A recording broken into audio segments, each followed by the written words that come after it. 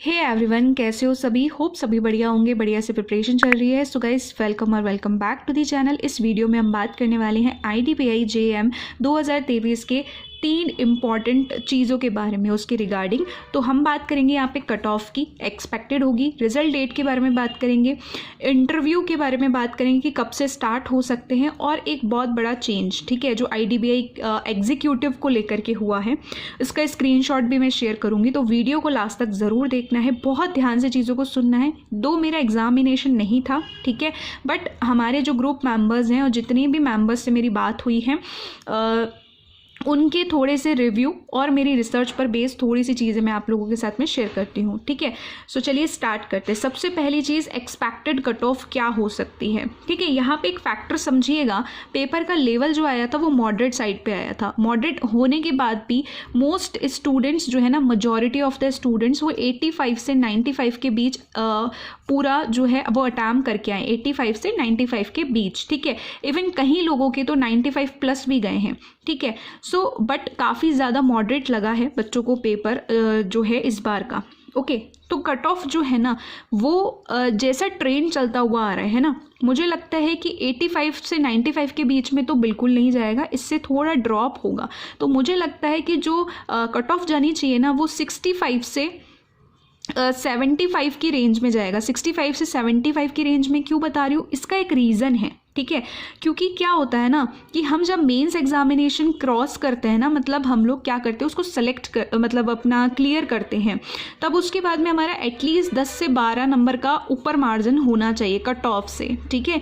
तो हमारे सिलेक्शन के चांसेस अच्छे होते हैं, फिर इंटरव्यू के मार्क्स ऐड होते हैं, फिर फाइनल कट ऑफ बनता है ना। तो IDPI का जो ट्रेंड है ना, पेपर का लेवल मॉडरेट और थोड़ा कट ऑफ कम निकालता है। अगर आप AM की कट ऑफ भी देखोगे, लास्ट ईयर की पेपर अच्छा खासा आया हुआ था, ठीक है। इजी पेपर में भी मैंने खुद भी दिए हुए हैं, तो उस केस में भी इजी पेपर में भी 66 के आसपास कहीं कट ऑफ जा रहा है कि किसी ईयर में। तो कहने का मेरा मतलब है, क्योंकि आपको पता है ना, एक सिंपल सा लॉजिक बता दूँ यहाँ पे कि बहुत सारी फीस है, ठीक है, और इसका जो प्रोसेस है ना, उस पूरे प्रोसेस को मैंने डिटेल में बताया था, लिंक है डिस्क्रिप्शन में, नहीं देखा है तो देख लेना, ठीक है। सो उसमें मैंने पूरी चीज़ें बताई थी। तो उस हिसाब से, उस पॉइंट ऑफ व्यू के हिसाब से ज़्यादा से ज़्यादा बच्चों को ये लोग चांस देते हैं, ठीक है।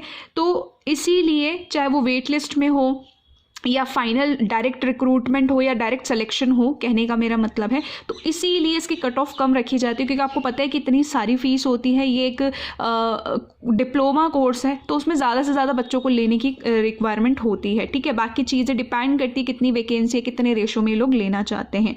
सो इस हिसाब से मुझे ये चीज़ लग रही है। तो इस हिसाब से अगर अपनी कट ऑफ इस रेंज में जाती है तो 10-12 नंबर का तो वैसे ही आपके पास में एक मार्जिन अच्छा खासा बन जाता है। तो this is from my side expected cut off. फिर बात करेंगे यहाँ पे रिजल्ट डेट की। तो देखो यहाँ पे एग्जीक्यूटिव के बारे में बिल्कुल मत सोचना, क्योंकि एग्जीक्यूटिव का रिजल्ट, यहाँ एग्जाम हुआ, यहाँ रिजल्ट आया, ठीक है।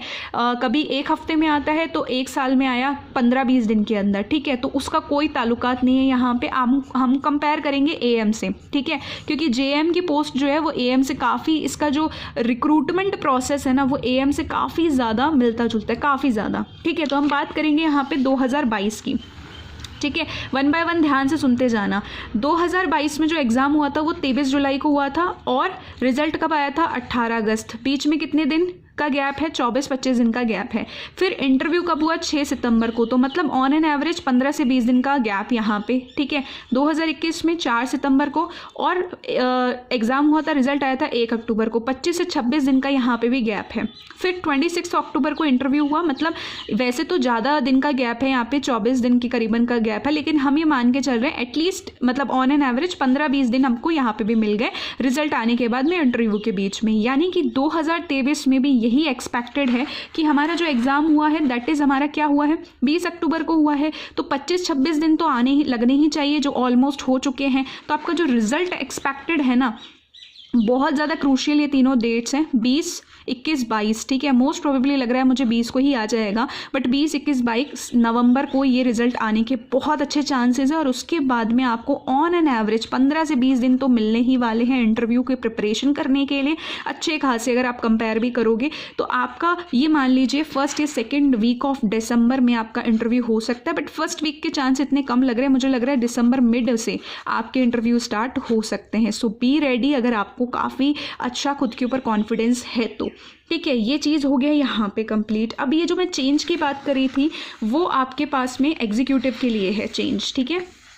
सो देखो अभी एक स्क्रीनशॉट आपको शो हो रहा होगा यहाँ पे जिसमें ये मेंशन है, क्योंकि देखो जेएम का पूरा प्रोसेस मैंने समझाया था, तो मैंने क्या बोला था 4 साल लगेंगे, उसके बाद में एएम का जा करके आप एलिजिबल होते हो, ठीक है, ऐसा जो प्रमोशन था। तो क्योंकि जेएम इसी बार बनी है ग्रेड ओ, ठीक है, और अभी उसके बाद में चांस क्या है कि एएम ही बनोगे आप डायरेक्ट, ठीक है। लेकिन एग्जीक्यूटिव वालों को फ़ायदा दिया गया है इस बार, ठीक है, कि पहले क्या होता था 3 साल कंप्लीट करोगे फिर उसके बाद में आपको एएम बनना होता था, लेकिन अभी जेएम डाल दिया तो अभी सब लोग ये सोच रहे थे कि एग्जीक्यूटिव बनने के बाद पहले जेएम बनना पड़ेगा, फिर जेएम के बाद में एएम बन सकते हैं, उसके अलावा कोई चारा नहीं है। ऐसा नहीं है, अगर एग्जीक्यूटिव आप बन गए हो 2 सालों तक आपने अपनी सर्विस दे दी है, ठीक है, तो आप क्या कर सकते हो, जेएम के लिए अप्लाई कर सकते हो। जो भी ऑर्गेनाइजेशन है उसकी रूल्स एंड रेगुलेशंस पर डिपेंड करेगा, ठीक है। उसके बाद में जब आपने 3 साल कंप्लीट कर लिए अपनी सर्विसेज के जेएम बन सकते हो, या फिर आप क्या कर सकते हो कि पूरे के पूरे 3 साल कंप्लीट करने के बाद डायरेक्टली एग्जीक्यूटिव से एएम के लिए अप्लाई कर सकते हो। तो मुझे लगता है कि एक पॉजिटिव साइन है ये, जिससे कि बहुत ज़्यादा टाइम हम लोगों का ना कंज्यूम होने से बच जाएगा। ग्रोथ प्रमोशन यहाँ पे मुझे काफ़ी अच्छा दिख रहा है। सो ये इस नोटिफिकेशन का कहने का मतलब था। तो इस पूरे वीडियो में इतना ही। आई होप कि आपको ये जो वीडियो है काफ़ी इन्फॉर्मेटिव लगी होगी। अगर वीडियो इन्फॉर्मेटिव लगी है तो don't forget to like, share and subscribe for more informative videos and please prepare well for interview, क्योंकि काफ़ी अच्छे चांसेस है कि मैक्सिमम लोगों का मेंस क्लियर होगा। Till then take care, bye bye, all the best and अच्छे से पढ़ाई करते रहिए। कोई भी डाउट है तो please do comment, as soon as possible I will reply. Take care all.